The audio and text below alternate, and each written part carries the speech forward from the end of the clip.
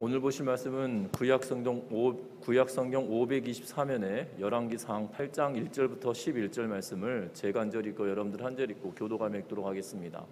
열왕기상 8장 1절부터 11절 말씀입니다. 제가 한 절 읽고 여러분들 한 절 읽고 교도감에 읽도록 하겠습니다. 앞에 자막이 준비되어 있으니까요. 여러분들 참고하시면서 교독하시면 되겠습니다. 이에 솔로몬이 여호와의 언약궤를 다윗성 곧 시온에서 메어 올리고자 하여 이스라엘 장로와 모든 지파의 우두머리 곧 이스라엘 자손의 족장들을 예루살렘에 있는 자기에게로 소집하니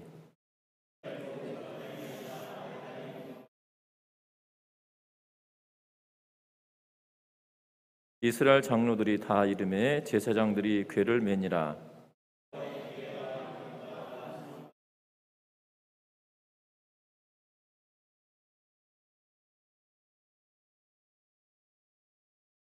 솔로몬 왕과 그 앞에 모인 이스라엘 회중이 그와 함께 그 궤 앞에 있어 양과 소로 제사를 지냈으니 그 수가 많아 기록할 수도 없고 셀 수도 없었더라.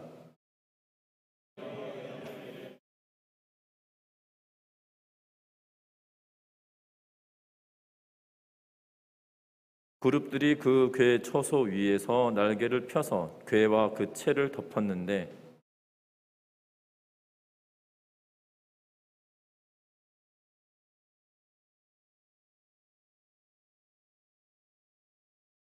그 궤 안에는 두 돌판 외에 아무것도 없으니 이것은 이스라엘 자손이 애굽 땅에서 나온 후 여호와께서 저희와 언약을 맺으실 때에 모세가 호렙에서 그 안에 넣은 것이더라.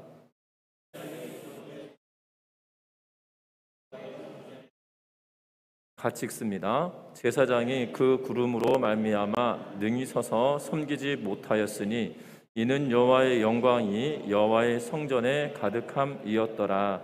아멘. 우리 서로 인사 나누고 말씀 나누겠습니다. 사랑하고 축복합니다.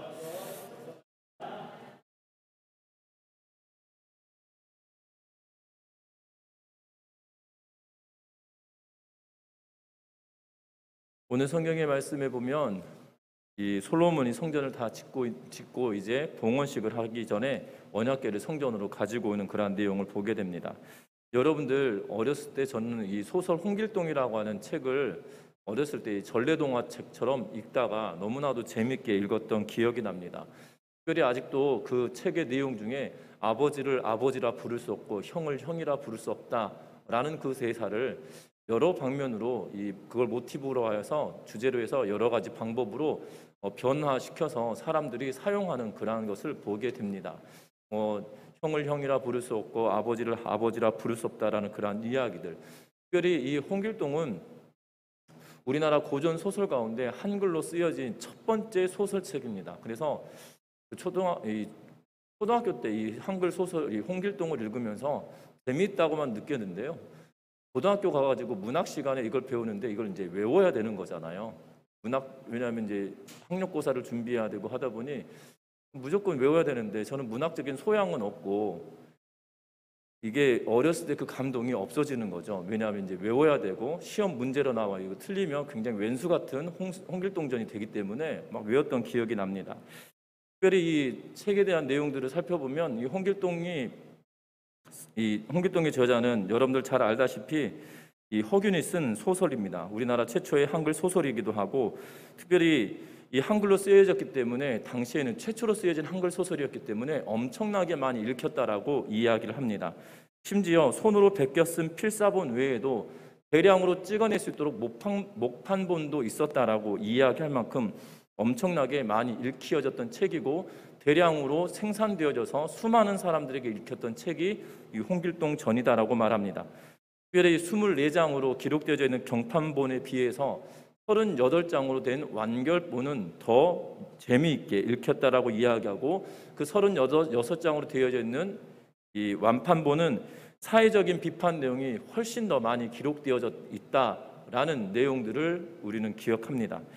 특별히 당시 모든 소설들이 모든 책들이 한자로 쓰여진 책들이 통용되어져서 글은 양반들만 읽어야 되고 식자들만 다시 말하면 배운 사람들만 읽어야 된다라는 그러한 생각을 가지고 있었던 때였기 때문에 그 사람들이 일반적으로 책을 읽는다는 것은 불가능한 일이었고, 그리고 일반 서민들이 책을 가까이 한다는 것은 불가능한 일이었는데, 그것을 획기적으로 뒤집어 엎은, 비록 언문이라고 불려졌던 시대, 언문 그러면 우리는 이 말씀 원자라는 표현을 사용하는데, 그게 말씀 원자가 아니라 이 한자를 보니까 이 그 낮춰서 부르는, 우리는 소고 비소고 이런 표현처럼 이 낮게 불려지는 언어들을, 비속어처럼 쓰여지는 언어들을 두고 언이란 말씀을 쓰더라고요. 그래서 언문이라는 표현을 쓰고 있는데, 그래서 그 비속어처럼 사용되었던 천시하였던 한글을 가지고 읽혔기 때문에 수많은 사람들이 더욱더 책을 가까이 하고 읽을 수 있었던 그러한 계기가 되었다는 겁니다. 여러분들, 이 홍길동이 결국 맨 마지막에 보면 하나의 섬으로 향하여 가고 있는 것을 보게 되는데, 그 섬의 이름을 여러분들 기억하십니까?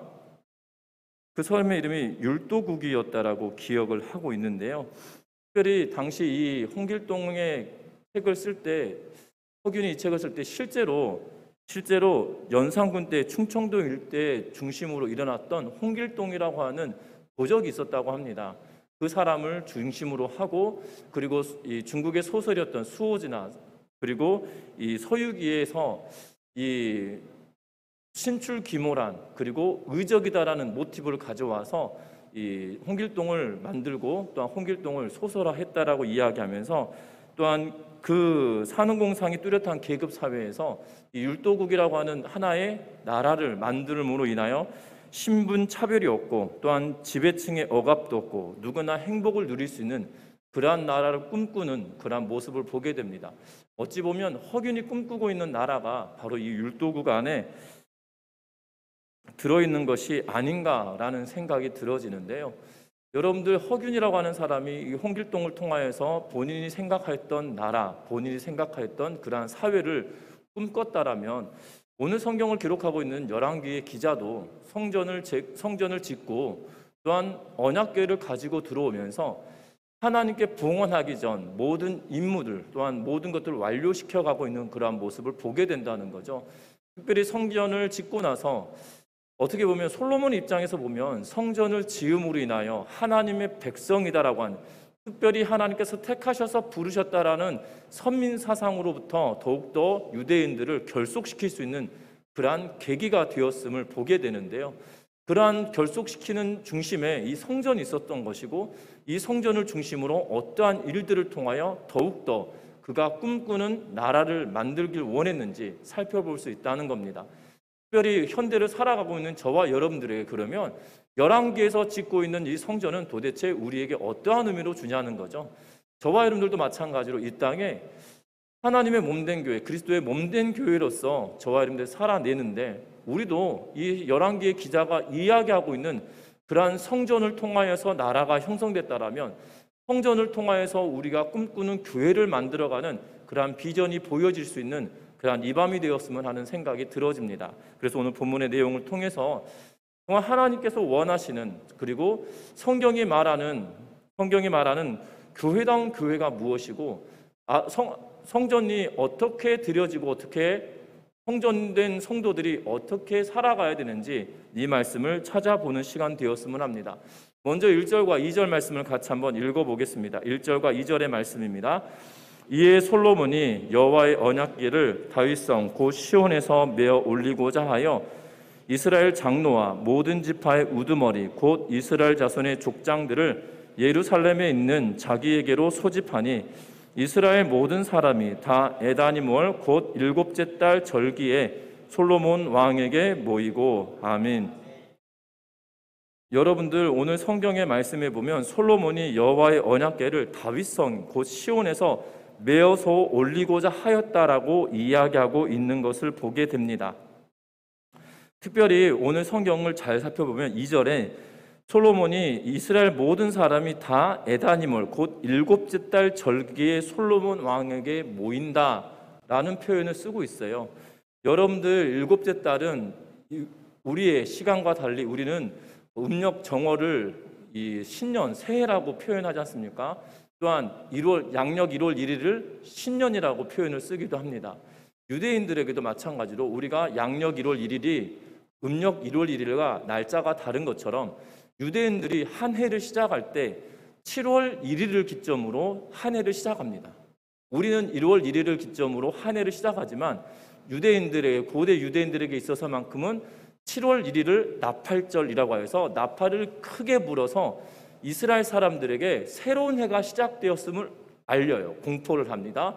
그리고 나서 나팔절을 지키고, 그리고 나서 그 7월에 이 절기가 있습니다. 초막절이라고 하는 절기를 지내게 되고요. 그리고 초막절 절기가 끝나고 나면 대속죄일이 있습니다. 그래서 7월이라고 하는 이 7월은 유대인들에게 있어서만큼은 큰 절기 가운데 하나입니다. 그런데 우리가 잘 알아야 되는 것은 2절에 이스라엘 모든 사람이 다 에다님 월 곧 일곱째 달 절기에 솔로몬 왕에게 모였다라는 표현을 쓰고 있는데요. 여러분 성경 한번 찾아보겠습니다. 성전을 언제 완공하고 있냐면요, 6장 말씀 한번 찾아볼게요. 6장 38절 말씀 보겠습니다. 6장 38절입니다. 같이 읽어봅니다. 11째 해 불월 곧 8째 달에 그 설계와 식양대로 성전 건축이 다 끝났으니 솔로몬이 7년 동안 성전을 건축하였더라. 아멘. 넷째 달 15월에 시작하였던 이 공사가 11째 해, 다시 말하면 7째 되던 해 8번째 달에 그 설계와 식양대로 성전 건축이 다 끝났다라고 이야기합니다. 여러분들 불월이라고 표현을 쓰는데요, 불월이면 8번째 달 8월이라는 의미예요. 그리고 지금 오늘 이 8장 2절에 몇 월이라고 이야기합니까? 7번째 달이라고 이야기하고 있어요. 그러면 언약궤가 돌아오는 시점이 이 성전이 완공되기 이전에 가져올 수는 없을 거 아니겠습니까? 무슨 말인지 이해되시나요? 여러분들 집을 다 짓기 전에 가재도구를 먼저 집어넣는 건 아니잖아요. 집이 다 지어지지도 않았는데 이삿짐을 옮겨오거나 이게 아니지 않겠습니까? 집안 정리를 다 끝내고 나야 집기를 가져오고 가구들을 들여오고 식기나 여러분들 생활용품들을 가지고 들어오는 것이 당연한 일 아니겠습니까? 성전도 마찬가지죠. 그러니까 8월에 완공했는데 지금 언약궤는 7월이라고 이야기하고 있어요. 그러면 이것이 그전 한 달 전에 가져왔다는 의미가 아니라 11개월이 지난 이후의 시간이다라고 지금 우리는 받아들일 수 있을 것 같아요. 무슨 말인지 이해되시나요? 지금 오늘 솔로몬이 성전을 다 지었습니다. 짓고 나서 그냥 그 다음에 점검을 하고 그 다음 달이나 그 다음 달에 한 것이 아니라 솔로몬이 8째 달에 끝나서 9째 달에 언약궤를 가져오고 그곳에서 예배를 드리고 하는 그러한 일들을 하고 있지 않다는 거예요. 11개월이라고 하는 시간을 지나고 나서 온 백성들이 모일 수 있도록 그 모이는 절기에 맞추어서 새로운 해가 시작되어지는 그 절기에 맞추어서 온 백성들이 여호와의 성전에 모일 것을 기대하며 언약궤를 준비하고 있는 그러한 모습을 보게 된다는 겁니다. 특별히 이 언약궤가 지금 들어오게 되어지는데요. 특별히 초막절 절기에 유대인들이 행하는 일들 가운데 하나가 무엇이냐면, 여러분들 일곱째 해가 되어지면 이 온 이스라엘 백성들이 예루살렘 성막이 있는 곳으로 모입니다. 지금 이 출애굽을 하여서 광야 생활할 때도 마찬가지였고요. 절기를 지킬 때 초막절에는 7년에 한 번씩은 반드시 모든 백성이 모여야 되는 거예요. 그냥 모이는 것이 아니라 모여서 절기에 하나님의 말씀이 들려지고 율법이 선포되어지고 율법을 특별히 선포되어지는 해를 이 7번째 안식년에 행하라라고 말씀하고 있는 것을 보게 됩니다. 특별히 신명기 31장 9절에서 13절 말씀을 보면 이렇게 기록합니다. 모세가 그들에게 명령하여 이르기를 매 7년 끝에 곧 면제년의 초막절에 온 이스라엘이 내 하나님 여호와 앞에 그가 택한 곳에 모일 때에 이 율법을 낭독하여 온 이스라엘에게 듣게 할지니 곧 백성의 남녀와 어린아이와 내 성읍 안에 거류하는 타국인을 모으고 그들에게 듣고 배우고 내 하나님 여호와를 경외하며 이 율법의 모든 말씀을 지켜 행하게 하고 라고 기록하고 있어요. 특별히 이 학자들마다 조금 차이가 있긴 한데요, 대부분 이 성전을 짓고 나서 성전이 지어지고 지금 언약궤가 들어오는 그 절기, 그 7월이 바로 448년쯤 되었던 때다라고 이야기합니다. 율법이 선포되어지고 448년쯤 되어서 64번째 되는 그러한 이 안식년이었다라고 주장하는 학자들이 되게 많은 걸 보게 되어져요. 분명한 것은 솔로몬이 성전을 짓고 나서 바로 입당을 하고 헌당을 하고 언약궤를 가져온 것이 아니라 그들이 온 이스라엘 백성들이 절기를 지키고 특별하게 이 안식년의 끝자락에 되어지는 하나님의 말씀을 특별하게 배워야 될 그 순간에 온 백성들이 모이는 그 순간을 기점으로 지금 언약궤를 들여오고 있는 그러한 모습을 보게 된다는 겁니다. 단순히 언약궤가 들어오는 행사, 다시 말하면 내가 성전을 지었으니 내가 원하는 시간에 내가 하나님께 드리겠다 이렇게 말하고 있지 않다는 거예요. 솔로몬이 11개월이라고 하는 시간을 기다려서 온 백성들이 모이는데 특별히 이 안식년이 되어지는 율법이 선포되어지고 특별하게 말씀이 가르쳐지게 되어지고 들려지게 되어지는 그 해에 말씀이 들려지고 선포되어지는 그 해에 온 백성과 더불어 함께하며 그 기쁨을 누리게 하기 위하여 지금 이 행사를 준비하고 있는 모습을 우리에게 보여주고 있는 것을 보게 됩니다. 어떻게 보면 놀랬을 겁니다. 비록 이 절기를 지키기 위해서 1년에 한 차례씩 1년에 3번씩 올라오라고 하였지만 그들의 형편과 사정 때문에 올라오지 못하는 사람들도 있었을 거예요. 그리고 성전이 완공되고 나서 지금 한 절기를 지냈지 않습니까? 이 한 해 전 7월이면 성전이 완공되기 한 달 전인데요. 성전이 완공되기 한 달 전이었으면 여전히 어수선하고 또한 그 공사를 보여주거나 또한 공개하지 않았을 걸로 여겨진다는 거죠. 그런데 11개월이 지나고 나서 성전이 공개되어지고 온 백성들이 지금 성전 앞으로 모일 뿐만 아니라 언약궤가 올라오는 그 순간의 상황을 지금 함께 누리고 있는 그러한 모습을 보게 된다는 겁니다. 특별히 3절을 이스라엘 장로들이 다 이름에 제사장들이 언약궤를 메었다라고 이야기하면서 온 백성들이 모인 그 순간에 제사장들이 언약궤를 메고 움직이고 있는 그러한 모습을 보게 된다는 거죠. 그 시간을 기점으로 하여서 온 백성들이 함께하고 참여하는 축제와 같은 그러한 시간을 보내고 있는 모습을 우리에게 말하여 주고 있는 것을 봅니다. 여러분들 그렇지 않겠습니까? 어떤 행사를 치른다라면 제가 왕이다라면 제가 원하는 시간에 할 수도 있을 것 같아요. 왜냐하면 설렐 것 같아요. 7년이라고 하는 기간 동안 기다려왔잖아요. 특별히 아버지로부터 유언을 받아서 성전을 지었어요. 그리고 그 성전을 지었는데 성전도 다 완공되었습니다. 그러면 그것을 하나님께 봉헌하고 그냥 백성들에게 공개하고 보여주고 싶은 마음이 굴뚝 같을 것 같아요. 제가 권력자라면 그럴 것 같다 이 말입니다. 왜냐하면 당시에 신전과 신전들을 이방신을 섬겼던 사람들의 신전도 그 규모와 화려함이 국력이었고 그들의 신이 또한 그들의 힘이 얼마나 강성한지를 보여주는 척도였기 때문이죠. 그렇지 않겠습니까? 제가 솔로몬이다라면 제가 솔로몬이라 그럴 것 같아요. 하루라도 빨리 내 힘이 이만큼이야, 내 권력이 이 정도 돼 라는 것을 만방에 드러내고 싶은 욕구가 이렇게 스물스물 올라올 것 같아요. 그런데 그 욕구보다도 무엇을 더 우선히 하고 있냐면 하나님의 백성이 하나님께로 함께 모여 축제하며 하나님께 온전하게 드리고자 원하는 그 마음을 솔로몬은 백성들과 더불어 공유하고 있다는 거죠. 우리 전미중학교 성도님들도 이러한 은혜가 있으셨으면 좋겠습니다. 목회자가 또한 중직자들만이 교회를 이끌어야 하는 것이 아니고요. 온 교회 성도가 하나님의 몸된 교회, 그리스도의 몸된 교회를, 하나님의 집인 그리스도의 몸된 교회를 함께 기쁨으로 축제와 같이 함께 공유하며 교회 공동체가 함께 나아갈 수 있는 그러한 공동체가 우리 전미중학교회가 되기를 주의 이름으로 부탁드립니다.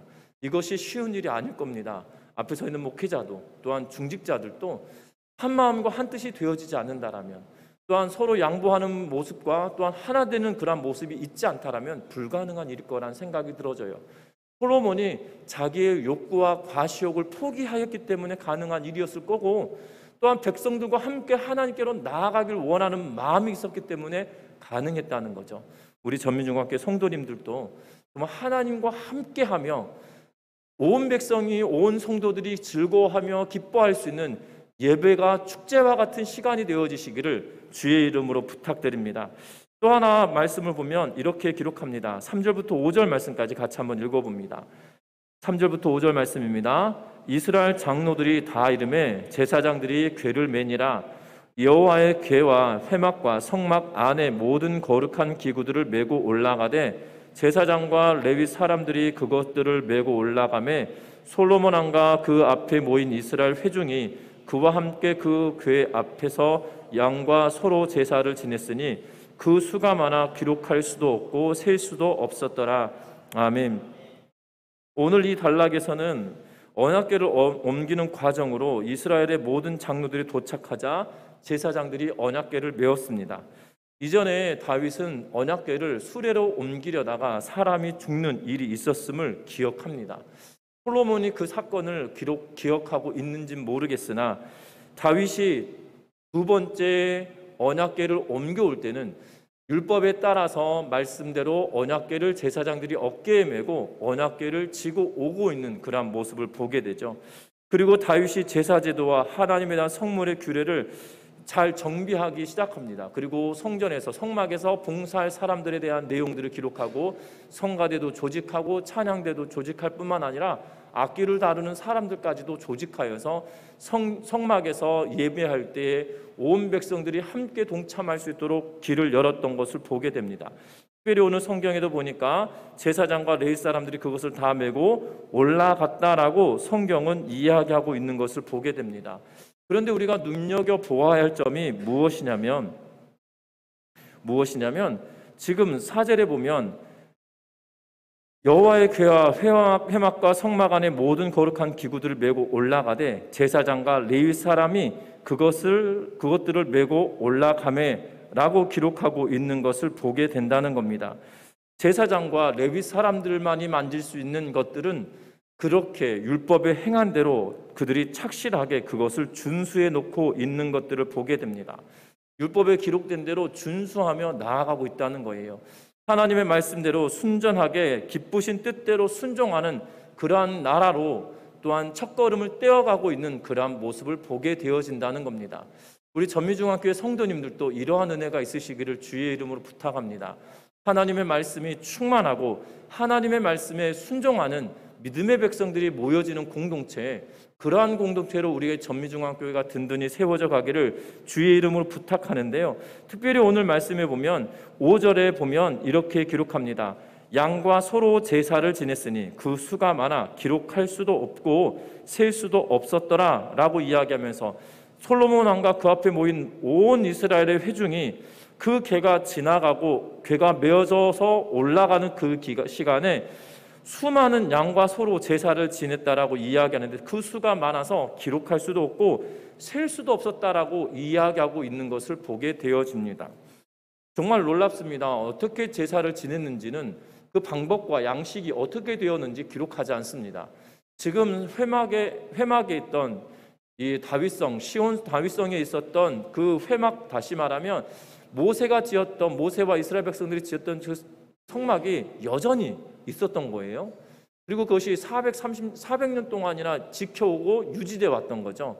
얼마나 낡았겠습니까? 그 낡은 것 때문에 나는 좋은 궁정에 살고 있는데 하나님이 여전히 400년 동안 지었던 것을 여전히 유지하고 있기에 다윗이 성전을 짓고 싶은 마음이 거기서 생겨진 거 아니겠습니까? 그런데 거기에 있던 언약궤를 지금 성전으로 올려가고 있어요. 그러면 여러분들 우리 지난 시간에도 보았죠.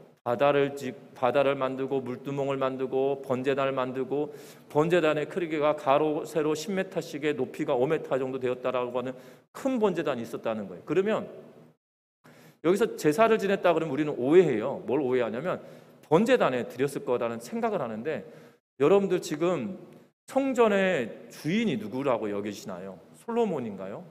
아니거든요. 이스라엘 백성들은 성막의 가장 중심에 무엇을 두고 있냐면 하나님의 임재를 기억하는 이 법궤, 언약궤를 중시하게 여겼어요.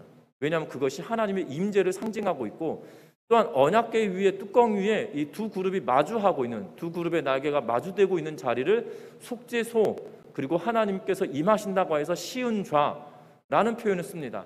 1년에 한 차례씩 대제사장이 피를 가지고 들어가서 뿌리는 자리가 어디냐면 그 마주대하고 있는 그 자리에다 피를 뿌리는 거예요. 그래서 그 자리를 속죄소, 죄를 속죄함 받는 자리라고 해서 인간의 편에서는 속죄소고 하나님 편에서는 보면 임재하시는 곳, 그래서 시은좌라는 단어를 쓰거든요.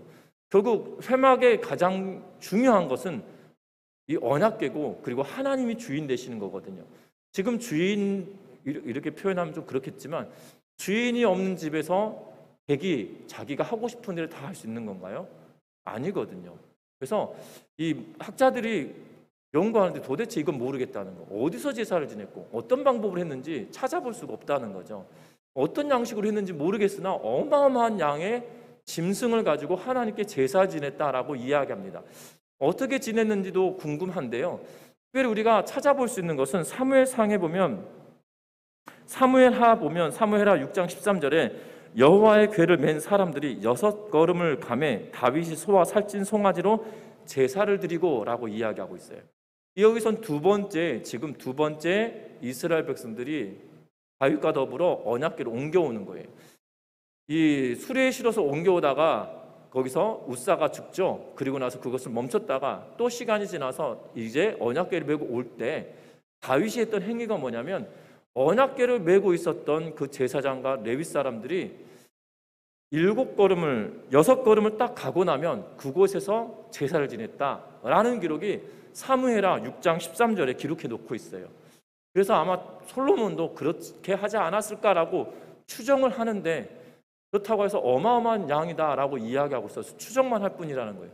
그래서 아마 제사장들이 언약궤를 메고 걸어갈 때 몇 걸음을 걸어가면 제사를 지내서 거룩하게 하고 또 몇 걸음을 가면 제사를 지내서 거룩하게 하고 이렇게 하지 않았을까라고 생각을 하는데요. 여러분들 기억할 것은 하나님의 말씀이 우리 안에 충만하고 그 말씀이 순종하는 삶을 살아가게 되면 그 말씀을 순종하며 살아가게 되면 놀라운 것은요. 하나님께 내가 더 기쁜 마음으로 더하게 되어진다는 거예요. 희한합니다. 놀라운 것은 우리가 하나님의 말씀대로 순종하면 이만큼만 순종하면 되겠지 이렇게 하면 되겠지가 아니고요. 내가 순종하는 삶을 살아가다 보면 그 순종의 기준이 더했으면 더했지 덜하지는 않는다는 거예요.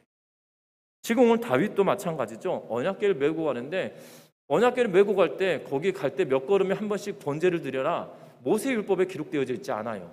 그런데 지금 다윗이 너무나도 감격스럽고 너무나도 기쁘니까 하나님의 말씀에 순종하면서 그들이 덧붙여서 하나님께 정성을 다하고 기쁨으로 드리고 있는 그런 모습을 보게 된다는 거죠. 지금 솔로몬도 동일하게 그 일들을 행해가고 있는 그런 모습을 보게 된다는 겁니다. 정말 하나님의 말씀에 순종하는 삶이 기쁨이 충만한 순종의 삶인지 아니면 억지로 끌려가는 그러한 순종의 삶인지 우리의 자신을 다시 한번 돌이켜보고 생각해보는 이 밤이 되시기를 주의 이름 부탁합니다.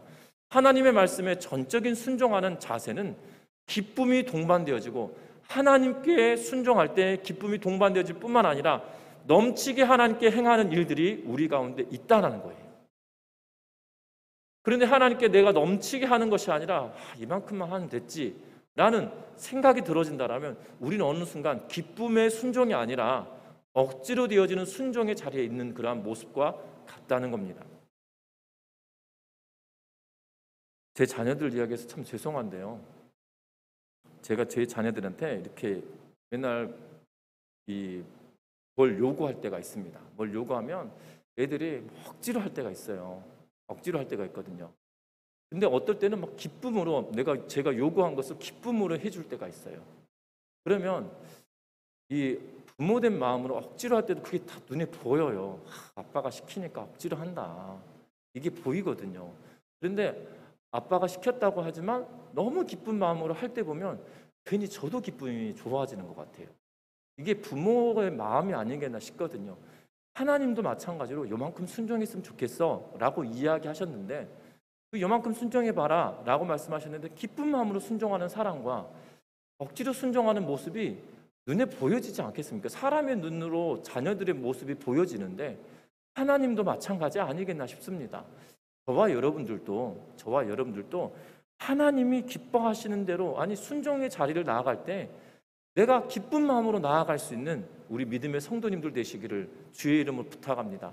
억지로 하는 것이 아니라 어쩔 수 없이 하는 것이 아니라 내가 순종을 할 때 기쁘신 뜻대로 나에게 주어진 일에 감사함으로 기쁘신 뜻대로 행함으로 인하여서 하나님께 나아가는, 그래서 실수를 반복하지 않고 하나님께 온전하게 언약궤를 매며 갈 때 더하여 드렸던 것처럼 더 기쁜 마음으로 함께 할 수 있는 우리 모든 성도님들 되시기를 주의 이름으로 부탁드립니다.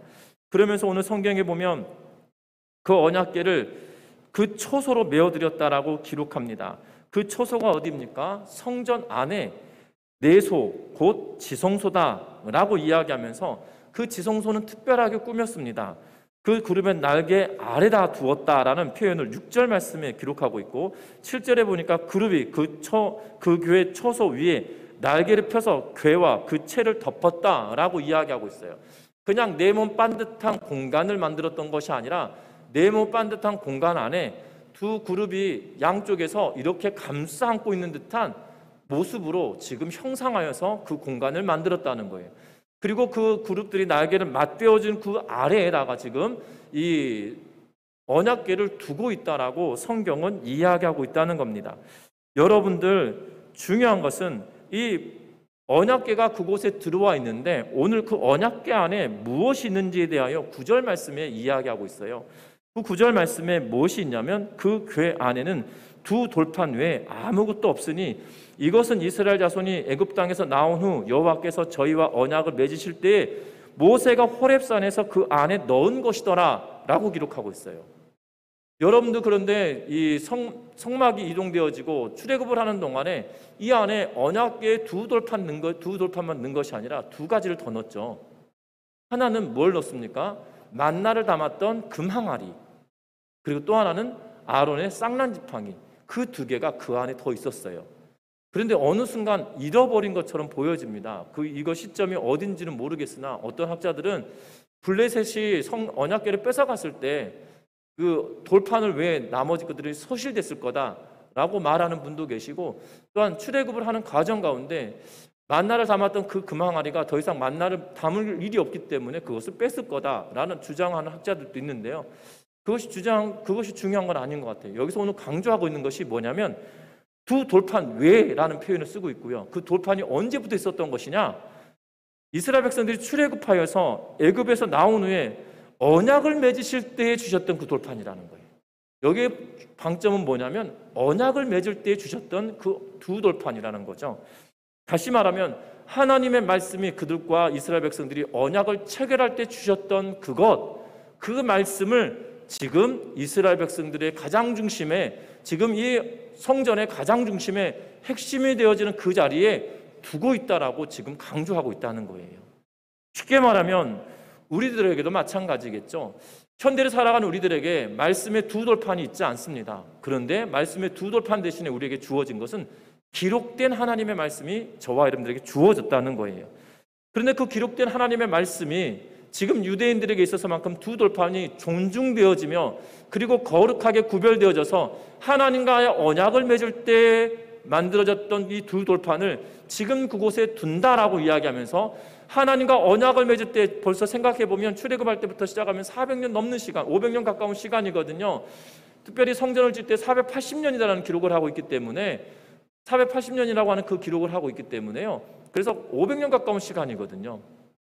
그런데 그 기간 동안 여전히 그때 하나님 언약을 맺으시고 체결하셨던 그 하나님, 우리에게 언약의 말씀을 주시고 그 언약을 체결하시며 말씀으로 인도하셨던 그 하나님을 존중하며 그 자리에 두고 있는 그런 모습을 우리들에게 강조해주고 있는 것을 보게 된다는 겁니다. 호렙산에서 그 안에 넣은 것이다라고 말하면서 하나님과 언약을 체결하며 언약 백성된 자들로서 그 말씀을 존중할 것에 대한 내용을 우리들에게 말하고 있는데요. 우리들도 마찬가지로 하나님의 말씀이 존중되어지고 하나님의 말씀을 경홀히 여기는 것이 아니라 하나님의 말씀을 존귀하게 여겨서 하나님의 말씀을 온전하게 받아들이며 살아가는 우리 전미중학교의 모든 성도님들 되시기를 주의 이름으로 부탁드립니다. 처음 맞은 모양대로 보존했다라는 그러한 의미예요. 그들이 받은 대로 보존하며 유지하며 나아왔다라는 의미로 지금 이야기하고 있는 것이거든요.